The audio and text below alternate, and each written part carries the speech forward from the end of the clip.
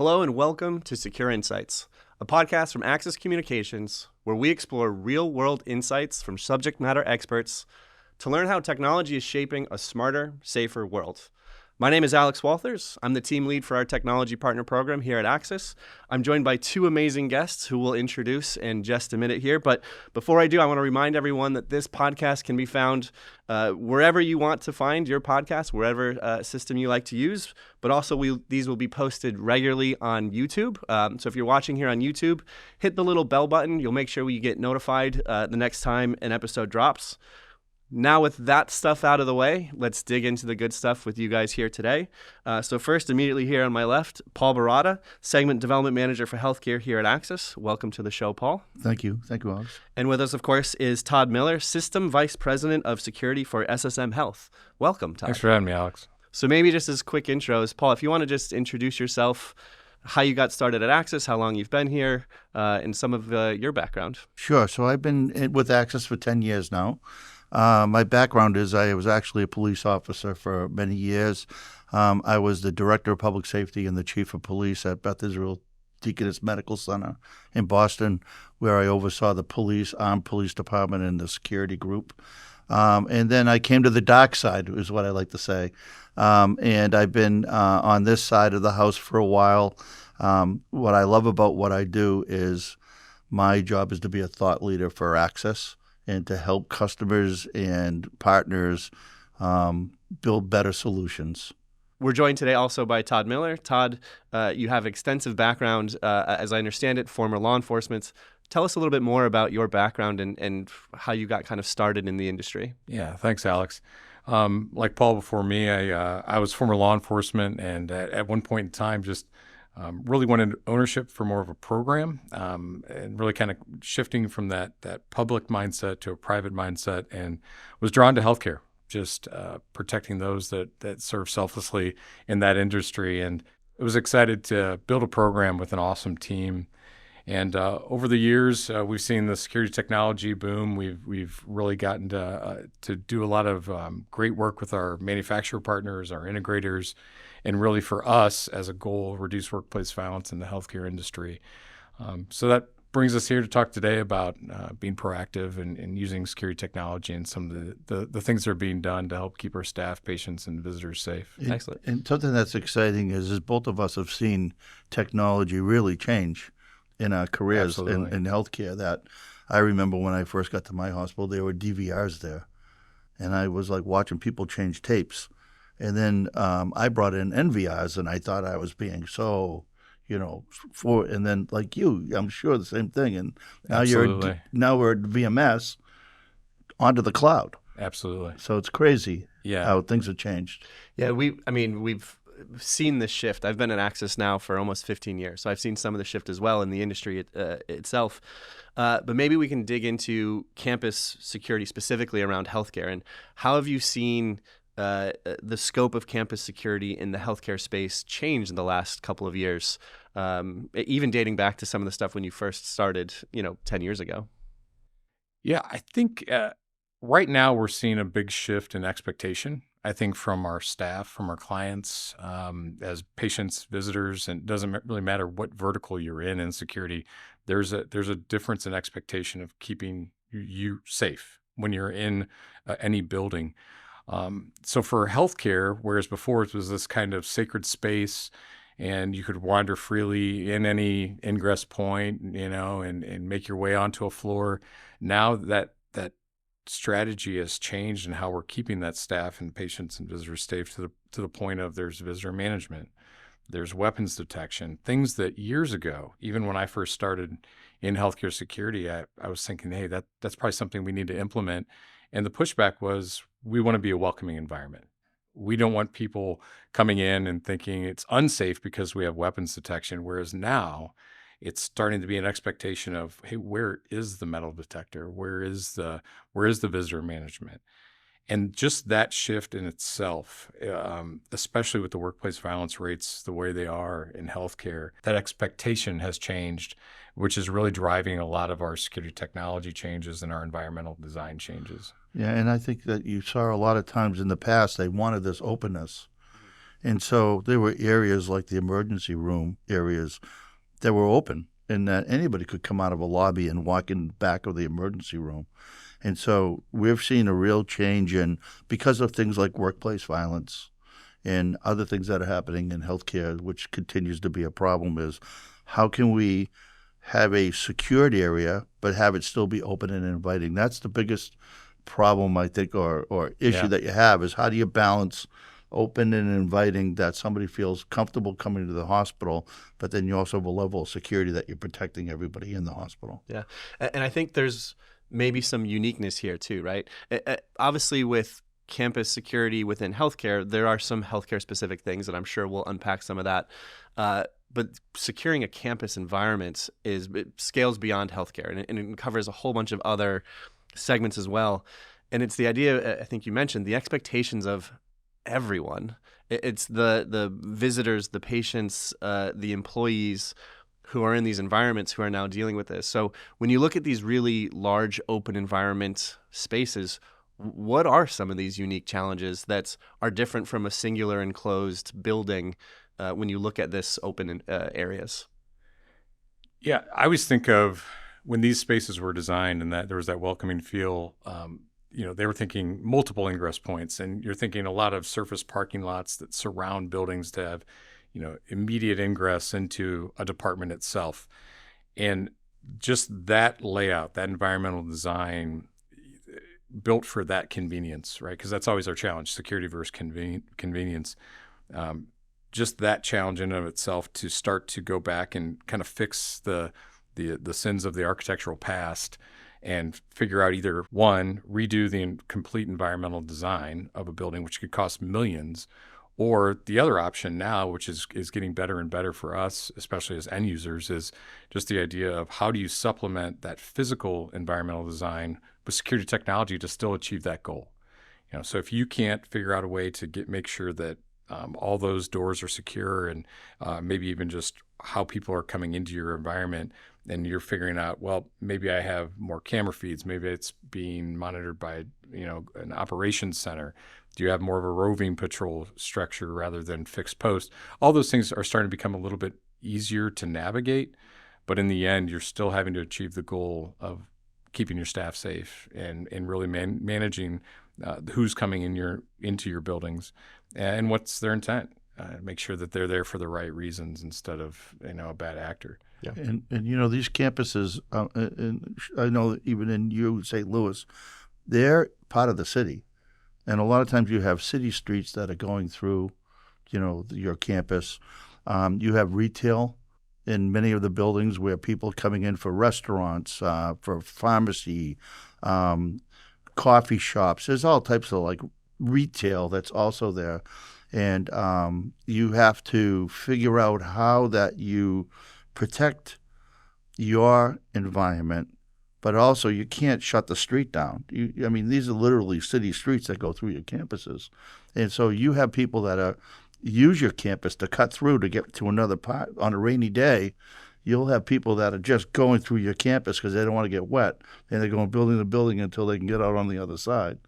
And it's a challenge. It's a real challenge because those people are just going through, and then you have what we used to call the shoppers that are in there to steal things.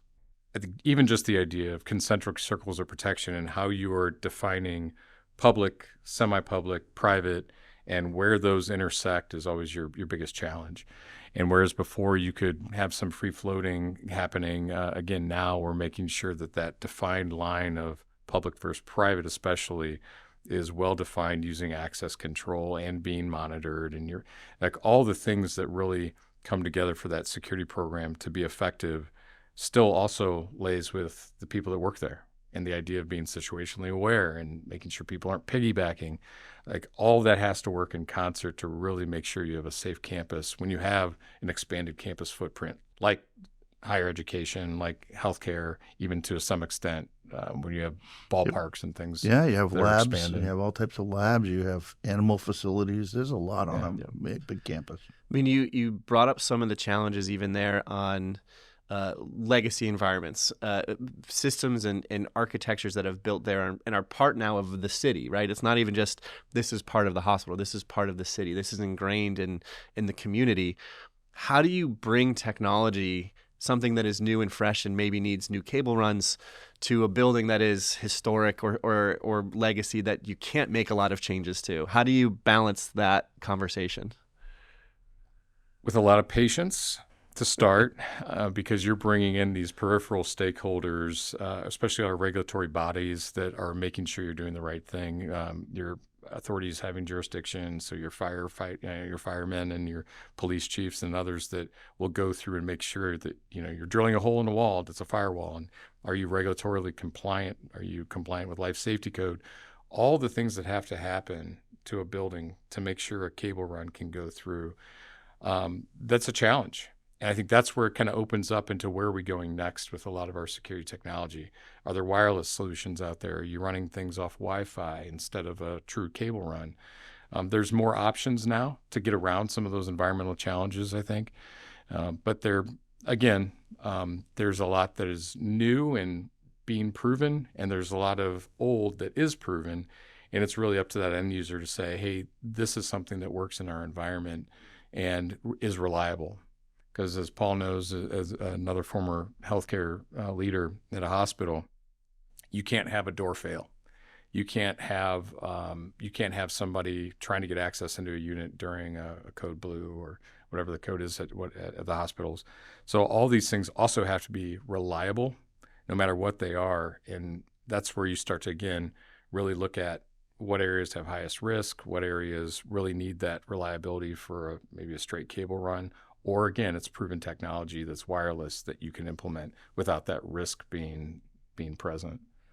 Yeah. So then conversely, there's this concept of CPTED. And for anyone who's unfamiliar, CPTED stands for Crime Prevention Through Environmental Design. And the idea of CPTED, as I understand it, is to, as we're building a new structure or campus environment, how can we set up the environments to help be another one of those concentric circles in your layer of defense? First, did I get the definition right? Nailed it. And Nailed it. is that something that you guys participate in as well? Like, are you involved in setting up, as I understand it, plants, trees, shrubs, other things like that could be blockers? Bollards, things like that, yeah. CPTED for us is a principle that is no longer a want in healthcare. It's a need. It's critical. Whereas before we had the option to consider security and safety and environmental design something that was a value add to a design. Now we're having architects that are at the table during the even planning and design phase to say, we need to design this environment to have passive risk reduction right off the bat. Like we need to design this environment to support not only our security technology, but also just the way it's built out to make sure that our staff are safer. We are bringing in architects that are CPTED certified that help kind of, speak the language that the architectural partners speak, and me as an end user say, I need to make sure I achieve this goal security-wise. How do I make it happen on this drawing? And they're the ones that can sit down and say, this wall can move, this can't. How about if we make this higher, lower? And really partnering with a architectural firm that understands CPTED. Again, I think one, it's a need now. That is a critical asset in a design of a new facility, but also they're the ones that are going to help do the retrofitting of our older environments to make sure that we're achieving those goals passively as well. I can tell you from our experience at SSM, we just designed a whole new children's hospital in downtown St. Louis, and having those architectural partners there from day one in the design phase as an overlay to even our security department in helping us was a game changer. And everything from, Paul, we've discussed this before, the shrubs that you're putting out front to how the parking lot's laid out, natural surveillance and visibility and waiting rooms, all those things taken into account. I was humbly surprised at how many things I had given my advice on as a security leader in that design, and then having the architectural partner that, again, we contracted out as an overlay with a CPTED background to go back in and go, we missed a few things. What if we do X? And I challenged our team. I said, if we don't design the safest hospital in America, we lost. Like we didn't achieve our goal because we have no excuse not to, building a hospital from the ground up. So it's kind of a neat project to have, and also understanding that value that even just a certified architectural partner has is, to me, one of those things that I think will be a necessity in future builds for a lot of healthcare organizations. I mean, the importance of a partner like that to help bring in their collective genius and to work together to say what is the best way to do this, especially for a children's hospital, is incredible. And with a children's hospital in particular, you want to have a warm feeling. So how do you balance the safety and protection of making sure that everyone is safe and taken care of, with the idea of you don't want them to sit in a fortress. You want them to feel safe and happy and healthy as much as they can. Yeah, you nailed it. The goal for us was kind of that balance of security versus convenience versus aesthetics as well. For a child to come into a hospital can be a scary experience, let alone the feelings of the parents and the emotions of the parents. And so that, again, having the people that speak, both languages of security and architecture is one. But I think also making sure that design, as it integrates a lot of our security technologies, so there are now solutions out there where it doesn't look so, and I hate to use the term, but institutional, right? The traditional magnetometer doesn't look as institutional. There's designs out there, and there's models of weapons detection out there that really are more aesthetically friendly, if you will. I think the other side of this is you want it to be as frictionless as possible. When you think of somebody entering a hospital and some of the emotions that come with it, and I know Cleveland Clinic has a great video that's been out there for years, and it as people are coming into a hospital, it's showing kind of thought bubbles, and it's showing what they're thinking emotionally. And not a lot of people want to come to a hospital. There's not a lot of great, there's not a lot of happy emotions that come, maybe in the labor and delivery unit, but for the most part, it can be a scary experience. So even just thinking that person's going to come in for care, and we don't want them waiting in a line. We have this kind of Amazon expectations, if you will, that when you come into a business, you're walking straight in, things are lined up for you to go to your floor, or there's not a lot of patience and waiting anymore. So even just what technology is waiting for them to get through those concentric circles of protection, again, the visitor management, the weapons detection, making that as quick as possible and making sure that they can go straight from their car to where they need to be without having that additional wait time where emotions can start to rise, is also important. So it's, again, that marriage of environmental design and with the security technology that supports it, and the human element behind it always. That's where you achieve success, is if you have all those things working in concert for that safe and frictionless entry into a building. And that's taking into account this holistic campus experience. It's not as soon as you get to the building, it's as soon as you cross onto our property. Correct. You need to have this experience throughout the journey. I think that's you can use fantastic. what we would in the past call traditional security solutions to maybe have somebody that's approaching the garage, and they've given you their license plate, so you have license plate readers, and it says, oh yeah, okay, we know who this is, and the gate opens, and then they see a little thing that says, go to the third floor, stall number 7. That's the kind of stuff that we're seeing today, is more business intelligence, and how do you have a level of security, but also, again, have it be that you're coming in the door and you feel like, I want to be here. This is a safe place, and it's also a place that I feel comfortable being in. Yeah.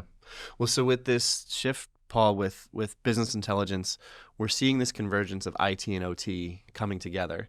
And Todd also talked about having architects and engineers who are part of this whole process. So the table's getting bigger and there's more seats at the table. How do we see the balance of bringing in IT stakeholders with security professionals, with architects and engineers? How are those conversations going? And who's really involved in the bigger decision-making process these days? I think as things have evolved, IT and those professionals are becoming more and more involved in the decision-making. Absolutely. And then I think you were also seeing, I think in the past, my experience was they never involved everybody in the decision. They just somebody in facilities made a decision.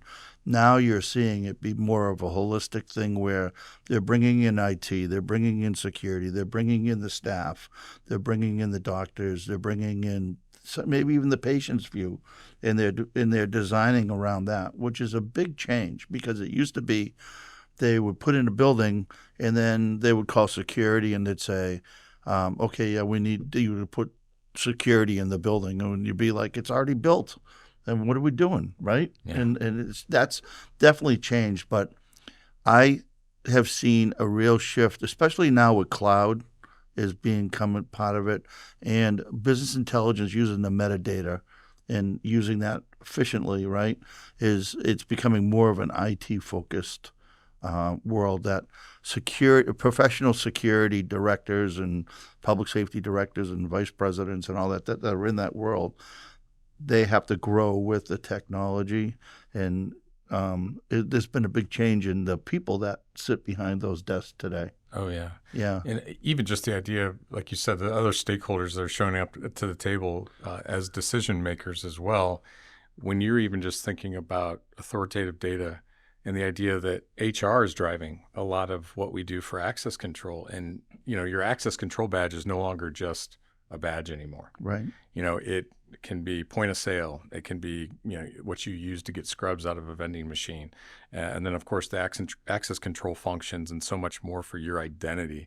So even the idea of making a choice for an access control system, you have IT at the table talking about how it runs on the network to HR and what data it's pulling, all the automated workflows that can come from HR as far as somebody separating for an organization, and those automated workflows that would happen to remove that person from the system. Like all that is happening now to where you're not just making a decision as a security leader anymore.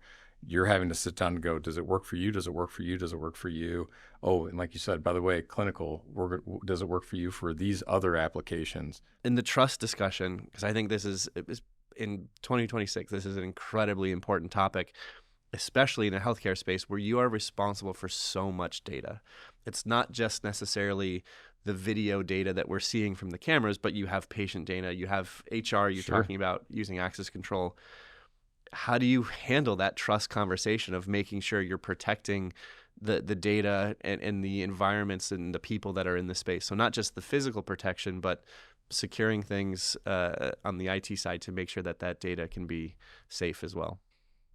Step one would be hire somebody smarter than me. I don't handle that. And luckily the team at SSM, I don't envy what they do, because they're the ones that are getting hit, 300 times a day by bad actors trying to infiltrate our networks to get that information. Our responsibility, working hand in glove with that team, is really helping them understand the protections that need to surround where they're keeping that data. So if you're thinking about data center security and biometrics, or whether that's just understanding our role in making sure that when bad actors do enter a facility, that we're the ones that are notified through visitor management, that we're the ones that are notified if somebody is acting suspiciously, and our situational awareness culture is strong enough to find that person. Those are the things where we partner to help them achieve that informational or even cybersecurity goal. That is one of the hardest things to protect right now, because it can come in through your soda machine, or it can come in through somebody walking in and plugging in a thumb drive. Those are the things that to me are almost on par with just the physical safety and security of an organization. We've all seen what can come from it. And unfortunately, that's the new threat that has really emerged, that requires all hands on deck from all security lanes to make sure that your organization isn't the next one targeted. So we spent some time jumping into a little bit of this proactive side and being more efficient in the business intelligence, but we hopped over the reactive stuff. I think in order to be a smarter space, you have to have the safe space. You have to be safe and secure before you can kind of dig into those other things. So even just in a campus environment, how do you use technology to begin with as a force multiplier for the security personnel that you have on staff? We've hit a really neat time in security technology that I'm excited that I'm part of. And that is really the explosion of the use of analytics, the explosion of the use of now AI, and how we're patrolling our campuses, how we're using that security technology, and just the idea of a video analytic and high level, just being able to geofence an area on a 2D video screen, putting a rule in there, we'll just say a loiter alarm, for instance, and the idea that you set a threshold for that person or that object that comes into that geofenced area on a screen for anybody that's not familiar. So the idea is somebody walks into an area and they're there for, let's say, 2 minutes and an alarm goes off somewhere where they shouldn't be. Even just using analytics to help understand where the eye in the sky can do the job that an officer used to have to do to physically walk through a space, check doors, walk down hallways. Now we have, door forced alarms have been around forever for access control, but now the idea of somebody loitering, say, outside a behavioral health courtyard that has an exterior wall to the public, and the idea of somebody throwing something over the wall to a behavioral health population that shouldn't have weapons or narcotics or whatnot, and that analytic alarm going off when that person walks on that property. And before that, you would have to either be watching on a camera view or you'd have to be patrolling those grounds. The idea that you can do a lot of those patrols with, let's say, virtually, and now use those human resources with strategic priority in the high-risk areas is a game changer. And so just the use of analytics has pushed us into a different space to do more with the same, technically. Now when you're starting to think about where AI is taking us and the idea of visual search capability, so typing in, find every time a guy in a blue blazer in a white shirt walk past, this drinking fountain, and it pulls those video feeds. I mean, that's another for tracking people, looking for any sort of anomaly that you're searching for investigatively. All those things are now happening. And it's really having to change how you use the resources you have, and then also leveraging the fact that sometimes you don't have to have a human there. And especially when you're thinking of closed down medical office buildings at night, why are we patrolling them if we know nobody's in there? And we can say, use that person in the emergency department instead, where we need the more presence for our clinical staff. So I think that is one way that we are really leveraging a lot of our security technology to be that force multiplier. And it's only getting better. Yeah, it seems like a better balance and more efficient use of the resources you have. Something we hear often on the security side is the cost of all of these resources. In security is typically just a cost center. So how do you justify the ROI of, I need this new technology, I need this analytic capability that probably has a new cost with it, because this will hopefully stop a thing from happening? Because you don't know you stop the thing from happening typically. It just doesn't happen. Yeah. So if you can't really justify that, how do you have those conversations? Yeah, we're not, taking a survey as people leave and say, were you going to commit a crime, but our technology was so awesome that you didn't, or our officer staff was so exceptional. Yeah, I think you're looking at kind of two things here, and it's the intangible and the tangible. To me, the intangible is when people feel safe, you could tell. Right. If somebody enjoys coming to work, you're not getting that feedback on employee voice surveys. And there's just that general feeling of safety and perception of safety, which is also important. The tangible that you probably can tease out with enough use of data is really things like, what are your retention rates for your organization? If people feel safe, they say, right, along with other factors, but that's a major one. The idea for us in healthcare is you watch your workplace violence rates go down.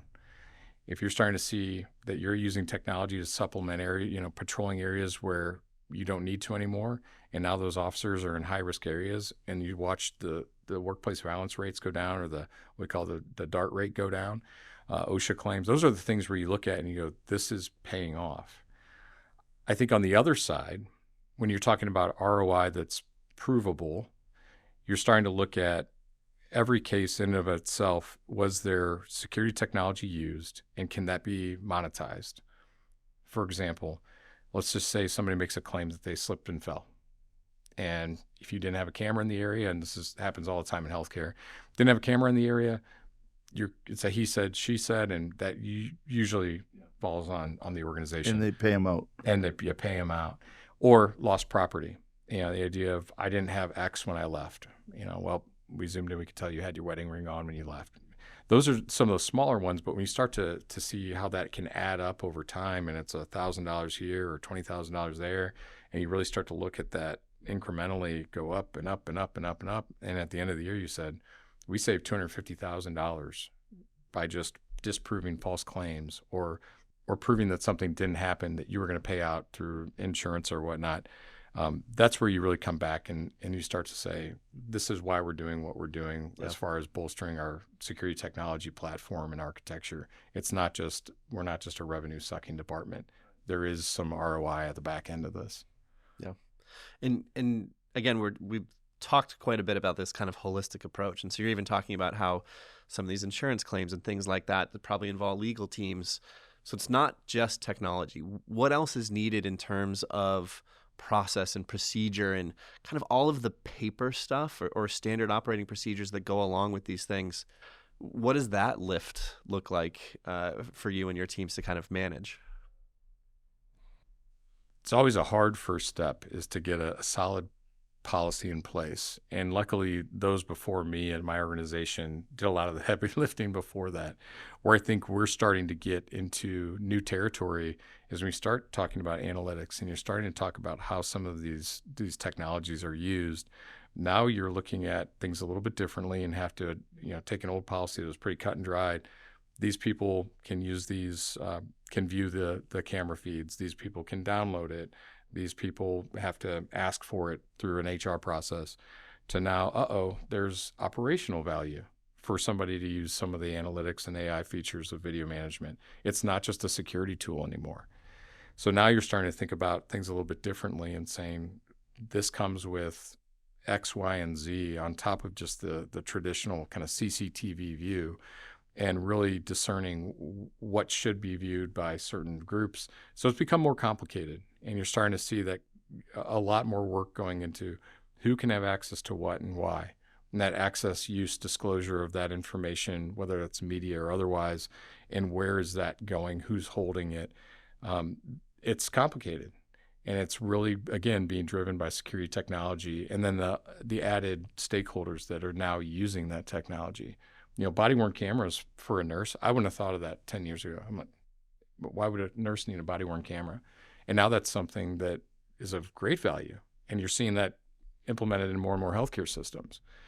So even just the change of who is using technology that is traditionally security, it's not just our tool anymore. And to be honest, we don't have the authority to say, as much as we used to, who gets to have access to it and why.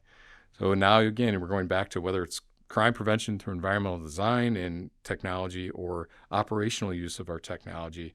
Now you're having multiple stakeholders at the table making those decisions of who should use it and why they should use it. Yeah. It's really getting interesting. And, I always believe in three things. If you're going to introduce new technology in your hospital, you have to think about people, the process, which is the guidelines and the policies, and the technology itself. How are you going to maintain it? And if you do that for all different, so a good example is if you're going to put in gun detection, let's say, you have to staff that, whatever the device is. And you have to make sure you have the people to be able to staff it. So that's the first thing. And then the next thing is you have to have good guidelines and policies and procedures about it. If somebody does show up with a weapon, what are you going to do? If the person's an unarmed security officer, what's the officer going to do? And then finally is the technology itself. How are you going to maintain it? So if a cleaner comes in one night and he's polishing the floors and he hits the thing and knocks it out, how are you going to make sure that you have it reset in the right? So I always talk about people, process, and technology whenever you think about adding a new solution. I have a mentor who always used to tell me the most important step isn't necessarily the first step. It's always the next step. This idea of what's next. If we put this thing in and something happens, then what? What's next? And you always have to be thinking about those things. Paul, the other thing we talk a lot about at Axis is combining video with audio and how you can potentially, hopefully, stop the bad actor by having some sort of automated audio alerts. Are you seeing more of that being adopted in campus Absolutely. environments? Yeah, absolutely. I'm seeing both internal and externally to buildings where officers had to respond to, say, no smoking areas. And you're using analytics where you're using loitering. Somebody's in that area and they get an announcement that you're now being videotaped. Security is advised. People leave. A lot of times people use emergency doors as shortcuts. So they come down this stairwell and they go out the emergency door. You get an alarm. You got to go respond to the alarm, make sure the door's locked. If you put an analytic halfway down the stairwell across analytic, they come down, they hit that, they get an announcement that it's an emergency exit only, please turn around. It completely shuts down them responding to these calls that are necessarily unnecessary. Yeah. Right? Or even now, you in the blue shirt, Yeah. Yeah. That You'd be a little bit more specific. The personalization of that alert really makes people think twice. I mean, it's we're there, right? We're in that space now where those automated alerts and alarms. Yeah. With these automations, we're really reducing response time to an incident. Even if it's stopping someone even before they go out. Well, it's also about staff doing what they should be doing and not having to go to a door all day long. Right. And it's and the challenge for Todd and others that are out there today is staffing, right? So you want to it's always a challenge. So if you can supplement staffing with analytics and good technology, then that actually makes their lives easier. And we talked about keeping the job, they stay. Yeah. So yeah, absolutely. But so reducing that response time, why is that so critical in these healthcare environments? I always like to say when you are in a critical incident, seconds feel like minutes, minutes feel like hours. And just from a staff perspective, and let's just use assault, just because, again, that's our biggest goal in healthcare is reducing workplace violence and assaults. If an assault starts, and we can say that incident timeline could be 0 seconds to 30 seconds or 0 seconds to 5 minutes, the longer that assault occurs, usually the severity goes up. And peripherally, or the claims go up, the injuries go up, so claims go up. Not that that's important for that staff member. So just the idea of having something to where you are recognizing, or the system is recognizing, an anomaly that you've outlined, and it's setting off a notification, whether that's to a dispatch unit, global operations center, to the radio itself of the officer, and really trying to bypass a lot of that wait time, either of somebody noticing that that's happening, viewing a camera screen, or putting that call out. Anything that you can do to shave off 5 seconds, 10 seconds is going to reduce that response time, which will generally reduce that severity. It's impactful. It is impactful, especially the person that's on the other end of that incident. Yeah. Our staff members usually. And you could apply that to theft as well. While you're in a store stealing something, more things get stolen and whatnot. But really, for us, anything that you can do to cut out some of those steps, or even just get an officer moving the right direction, and then the information is getting relayed from the dispatcher or the person that's receiving that alert to give that officer additional information as they're arriving. Either one, whether it's direct to officer or getting relayed, that to me is one of those things where you can't put a price on the time that you're shaving off, especially, again, when you're on the other side of that incident. I would be remiss here at the end to not ask a looking forward question, kind of that forward thinking thing. How do you see campus security in healthcare and the technologies involved shifting in the next couple of years? What are the things that will have the most impactful change in what you do and how you do it? I think what we're going to see is more use of AI, obviously, but more in the sense that it's going to be that agent, from a true AI term, that has the reasoning to start looking at video feeds and access control and all these integrated systems together to start discerning that an incident is happening, starting a timeline, starting report generation, kicking off automated notifications to whether it's a GSOC or the officer itself, and really almost being that quarterback in the security architecture in the background that is starting to do everything to get that one, capture the incident, and two, get people to a location as quick as possible. Whether that's threat detection of a heat source starting to glow, that could be a fire, or a person not being where they're supposed to, and notifying an officer. Just that background eye in the sky that is helping dictate what is happening, and then also capturing that incident.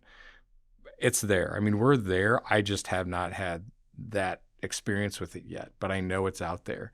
So that, to me, is we're going to start to see some of those things help supplement what our officers do. So even just if it is taking the place of report generation, you're always, that helps an officer, come in, verify what that information is, and then get back out onto the floor. And I want to be very, very clear. You'll never replace an officer. Like, there's nothing out there right now that can do what an officer does as far as de-escalation of a patient in crisis. We're far, far, far from that. And we're not trying to replace an officer. We're trying to supplement what that officer is doing or make it more efficient for that officer to get back out on the floor. So again, if it's a report that's generated and an officer comes back through and fills in or colors it in a little bit with what their experience was or their personal statement, that's value add. And that gets my officer right back out into a high-risk unit where we need them most. And I think that's important to make sure that our team members understand, our executives understand that we're not replacing people. We're just replacing some of the tasks they used to do to make sure that, again, we're using that resource with strategic priority where they're needed most. Yeah. I like to think of AI not just as artificial intelligence, but the idea of its augmented intelligence. It's a lot of really good information that you can make very manageable for people to be more efficient. You want your officers and your staff being where they need to be and not typing up reports on a computer. So it allows them, again, to be more impactful. Paul, do you see? Yeah, and I think, we're living in the next industrial revolution. So, I would think computers was probably the last one, and now we're already into the next one. And technology is just growing. We used to call them cameras, and now we call them sensors. That's because they're intelligent at the edge. And the data that they're now grabbing, the metadata that they're grabbing, is actually usable. And so I'm just in awe of where we'll be in 5 years. I don't know where we'll be, but it's automation is growing. And it's going to be something that's going to be really interesting to see where we are in 5 years. And I think it's the importance of these connected teams. You can't make these decisions in a silo. You have to work holistically to think about the entire experience of your spaces and your facilities. And again, I think a lot of it goes back to trust. So some really excellent points. Thank you, guys. You're welcome. Yeah, thanks, Alex. Yeah, well, that wraps up today's conversation. I want to thank all of our listeners and viewers. If this interested you, make sure to subscribe to the Access Communications America's YouTube channel. Press the little bell button, and you can be notified when the next episodes come out. If you're interested in getting connected with an Access representative, click the link in the description below. Paul, Todd, thanks again both for joining us today. Really appreciated the conversation.